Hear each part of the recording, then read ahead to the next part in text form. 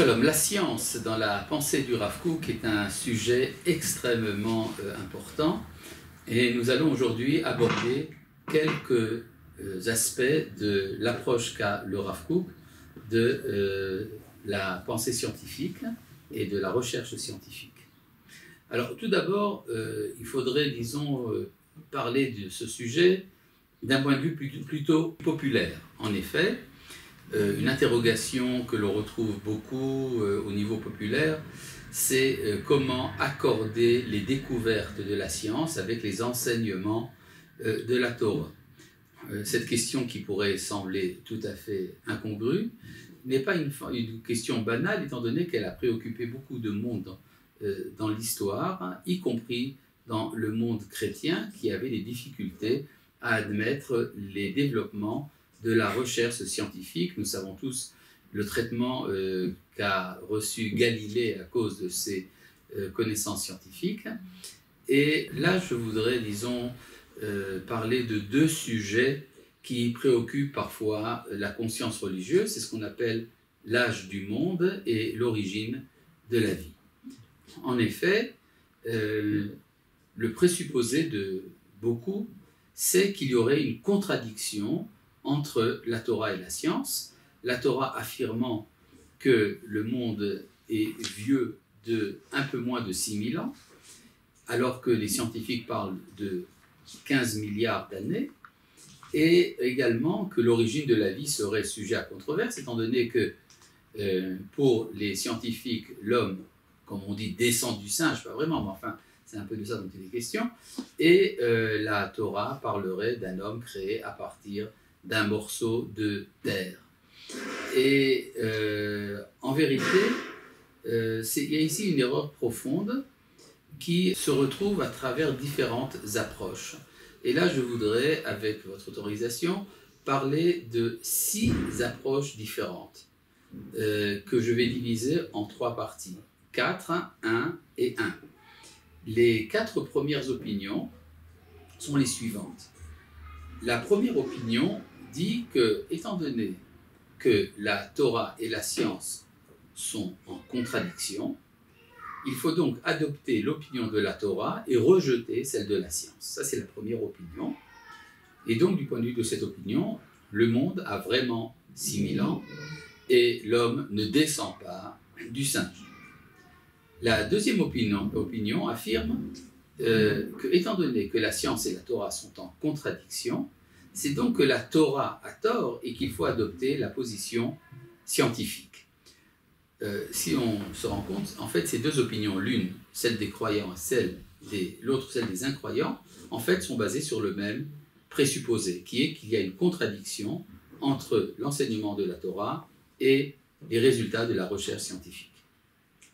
La troisième opinion, ainsi que la quatrième, essaye de faire une conciliation. C'est-à-dire que, pour la troisième opinion, non, la Torah et la science ne sont pas contradictoires parce qu'en fait, la Torah dit ce que les scientifiques affirment.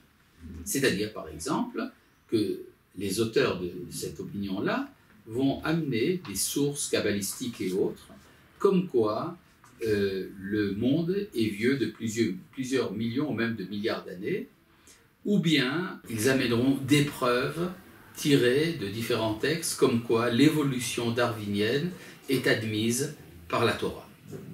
Ça, c'est la troisième opinion qui essaie de faire une conciliation entre la Torah et la science au profit des résultats scientifiques.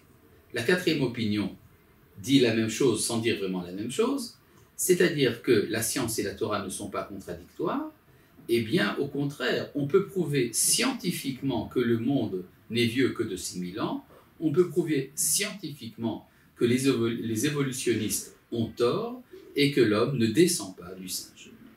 Voilà, ce sont les 4 opinions que l'on trouve dans la voie publique, qui sont dans le marché des opinions. Ces 4 opinions ont toutes un présupposé, le même en fait, qui est que la Torah et la science parlent de la même chose. Si la Torah et la science parlent de la même chose, alors évidemment on peut se poser la question de savoir s'il y a contradiction, selon les deux premières opinions, ou s'il y a accord entre les deux opinions, entre les deux branches, selon la troisième et la quatrième opinion. Mais en fait, tout le monde est d'accord pour dire que la Torah et la science parlent de la même chose. Or, c'est une erreur. L'erreur est très simple, c'est qu'en fait, la science nous décrit le fonctionnement du monde, tandis que la Torah nous parle de la signification, du sens profond du monde. Donc non seulement il ne peut pas y avoir de contradiction entre ces deux domaines, il ne peut pas y avoir de contradiction entre la Torah et la science, mais j'irai même plus loin, il ne peut pas y avoir d'accord entre la Torah et la science. Parce que la Torah et la science, bien qu'employant les mêmes termes, ne parlent pas de la même chose. Quand par exemple nous parlons de l'âge du monde, cette question est une question d'ordre moral. Quand est-ce que commence pour nous la création? Eh bien la réponse est la création commence à partir du moment où il y a une distinction morale entre le bien et le mal. Tout ce qui se passe auparavant concerne les scientifiques mais ne concerne pas la Torah. De même, pour ce qui est de l'origine de l'homme. L'homme a une origine divine du point de vue de son âme. Il a une origine naturelle du point de vue de son corps. Or, la manière dont ce corps est apparu à partir de la nature n'est pas un sujet qui est traité par la Torah. Donc, la question de savoir comment est-ce que la vie est apparue, la vie biologique est apparue sur Terre, n'est pas une question de la Torah. Donc, on peut dire qu'en fait, il y a ici une confusion dès le départ. Ni la science, ni la Torah ne parlent de la même chose. La cinquième opinion dit exactement ce que nous venons de dire. La cinquième opinion, qui est d'ailleurs l'opinion qui prévaut dans la pensée d'un moderne, le professeur Yeshayahu Leibowitz, c'est que la science et la Torah appartiennent à deux domaines tout à fait différents l'un de l'autre, et que donc il n'y a pas à poser de questions ni d'accord ni de désaccord entre la Torah et la science. Cette opinion, qui est séduisante à première vue, en fait ne peut pas être celle de la Torah pour une raison très simple. C'est que c'est le même créateur qui est à l'origine de la science et qui est à l'origine de la Torah. Le Dieu qui a créé la science et la nature dont elle est le sujet, c'est le même Dieu qui a donné sa Torah et qui a révélé son opinion aux hommes. Et donc, on ne peut pas parler de divorce total entre les deux domaines malgré tout. C'est ce qui nous amène finalement à l'opinion du Rav Kook sur ce sujet. L'opinion du Rav Kook, la sixième opinion, et je vous le dis tout de suite, c'est la bonne, c'est qu'en fait, il faut comprendre ça de deux points de vue. Tout d'abord, le premier point est qu'il n'y a pas de rapport entre la science et la Torah. Deuxièmement, qu'il y a un rapport profond entre la science et la Torah. Je ne sais pas si vous avez remarqué, mais il y a une sorte de contradiction entre les deux phrases. Mais en fait, ce n'est pas du tout la même chose. Quand nous disons qu'il n'y a pas de rapport entre la science et la Torah, c'est au niveau des faits, de l'analyse des détails, des résultats de la recherche scientifique. Mais quand nous disons qu'il y a un rapport profond, c'est au niveau de la contribution de l'évolution scientifique à l'esprit humain. En effet, le Zohar nous dit qu'à partir de l'année 5600, c'est-à-dire, selon le compte des chrétiens, depuis l'année 1840, le Zohar nous dit qu'à partir de l'année 1840, il y aura un grand développement de sagesse dans le monde et que ce sera le moment pour le monde de se préparer à la nouvelle phase de l'histoire, ce qu'on appelle le 7e millénaire. Eh bien, effectivement, quand on observe les faits, on se rend compte que depuis l'année 1840, il y a eu un très grand et profond développement scientifique dans l'histoire et que cela coïncide comme par hasard avec le moment de l'histoire où Israël revient à sa terre. Eh bien, ce n'est donc pas un hasard. C'est qu'en fait, le retour d'Israël à sa terre doit être une avancée et pas simplement un retour nostalgique à une patrie perdue. Ça doit amener à une transformation de la conscience humaine, le retour des prophètes entre autres, et cela demande un élargissement de la sagesse. Et cet élargissement de la sagesse nous est donné justement par l'évolution scientifique. En effet, grâce à l'évolution scientifique, nous commençons de plus en plus à comprendre le monde dans lequel Dieu nous a mis. Et c'est là que la science vient à notre aide justement pour affirmer, d'un point de vue scientifique et expérimental, ce qui était connu par la voix des prophètes, qui est que Dieu est un. Comme on dit dans le fameux verset, « Écoute Israël, l'Éternel, notre Dieu, l'Éternel est un », mais cela veut dire qu'il y a une unité fondamentale dans l'ensemble de la création.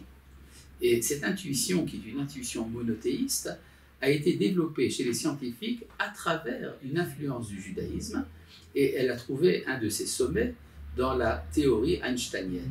En effet, quand on a demandé à Albert Einstein qu'est-ce qui nous dit qu'il y a une unité des lois de la nature, il a répondu, eh bien, c'est une pétition de foi. En effet, c'est la foi monothéiste qui a finalement guidé l'évolution scientifique. C'est ce qui a permis à Newton, par exemple, qui, aujourd'hui nous le savons, étudiait la Kabbale et était versé dans ses enseignements, qui a permis à Newton d'imaginer qu'il pouvait y avoir une équation qui expliquerait l'ensemble universel des lois du monde. Et ça s'appelle la gravitation universelle. Et de même pour ce qui est de l'évolution darwinienne. En effet, le Rav Kook ni ne rejette ni n'accepte la théorie darwinienne comme conclusion, étant donné que l'évolutionnisme appartient à la science, et donc c'est la science qui doit déterminer la validité de la théorie de l'évolution. Mais ce que dit le Rav Kook, c'est que grâce à la théorie de l'évolution, eh bien, le commun du peuple s'est habitué à une pensée évolutive. En effet, cette idée qui était connue uniquement des kabbalistes, les kabbalistes, eux, avaient développé toute une explication évolutive des mondes métaphysiques, mais maintenant, étant donné que le monde biologique également est considéré comme relevant d'une évolution biologique, eh bien, cela amène le commun du peuple à s'accommoder, à se familiariser avec la pensée évolutive. Effectivement, la Géoula, le retour d'Israël, la libération d'Israël, est également un phénomène évolutif, puisque dans le Talmud de Jérusalem, on nous dit que la libération d'Israël est un phénomène qui se passe petit à petit, kima, kima. Or, il est assez remarquable de voir que, en général, les cercles qui refusent l'évolutionnisme, pour des raisons religieuses, sont également les mêmes qui refusent le sionisme laïque comme facteur de la libération d'Israël, parce qu'ils n'admettent pas que la libération d'Israël se fasse par des voies naturelles. Ils attendent le surnaturel, ils attendent l'imprévu, un peu à la manière dont la création du monde est conçue par le commun du peuple comme étant un acte de baguette magique, alors que les kabbalistes nous ont enseigné que c'était un phénomène également évolutif. Et donc, si vous voulez, le Rav Kook non seulement accepte l'évolution scientifique avec optimisme, mais en fait, cela fait partie d'un énorme projet de la Providence qui veut réunir ensemble, dans une même synthèse, l'enseignement des prophètes et la sagesse humaine pour amener un élargissement de la conscience humaine qui va aboutir finalement à l'inauguration d'une histoire meilleure.